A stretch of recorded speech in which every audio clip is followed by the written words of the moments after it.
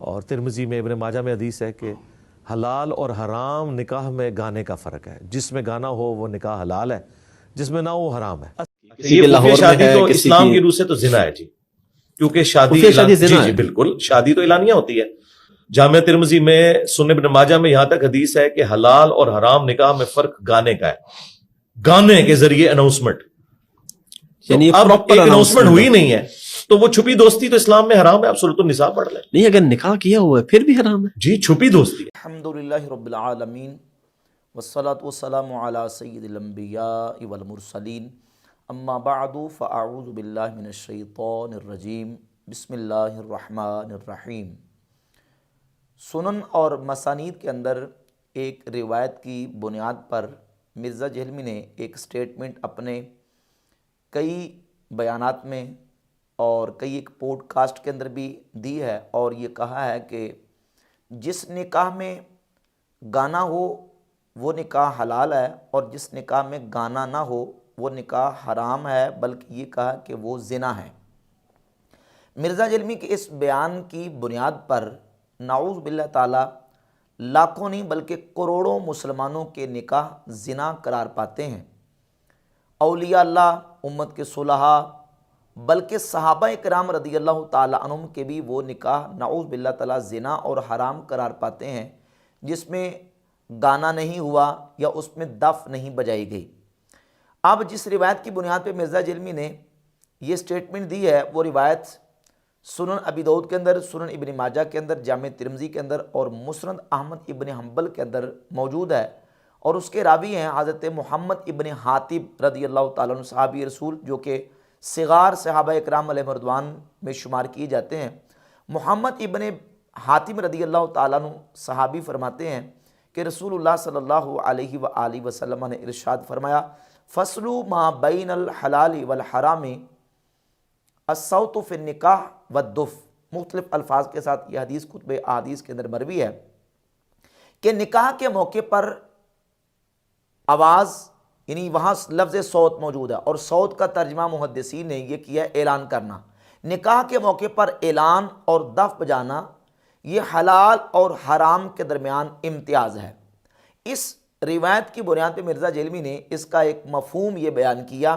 کہ جس نکاح کے اندر دف نہ بجائی جائے اور گانا نہ گا جائے وہ نکاح حرام ہے، بلکہ اس کو زنا قرار دیا۔ یہ جو مضمون اور مفہوم مرزا جہلمی نے اس حدیث کا بیان کیا ہے، اس حدیث کی جتنی شروحات شارحین حدیث نے کی، محدثین نے کی، ایک حوالہ بھی ایسا آپ نہیں دکھا سکتے کہ جس میں کسی امام، کسی محدث نے یہ کہا ہو کہ جس نکاح کے اندر گانا نہ بجایا جائے وہ زنا ہوتا ہے، اور نہ ہی اس حدیث کا یہ مفہوم اور مضمون نکلتا ہے، بلکہ اس میں نبی پاک صلی اللہ علیہ وآلہ وسلم نے تو ایک ترغیب ارشاد فرمائی ہے نکاح کے موقع پر اس کا اعلان کرنے کی اور اس کا اظہار کرنے کی۔ اب وہ اعلان اور اظہار کے طریقے کون کون سے ہیں؟ اس کا طریقہ یہ بھی ہو سکتا ہے لوگوں کو کھانا کھلا کے، لوگوں کو جمع کر کے، ان کا اجتماع کر کے، ان کو کھانا کھلا کے، ان کو ایک دوسرے کو مبارک دے کے، اور مباح قسم کے اشعار پڑھ کے یا دف بجا کے۔ یہ سارے طریقے ہیں اعلان اور اظہار کے۔ اگر یہ مضمون لیا جائے کہ نکاح کے موقع پر اگر گانا نہ گایا جائے اور دف نہ بجائی جائے تو وہ نکاح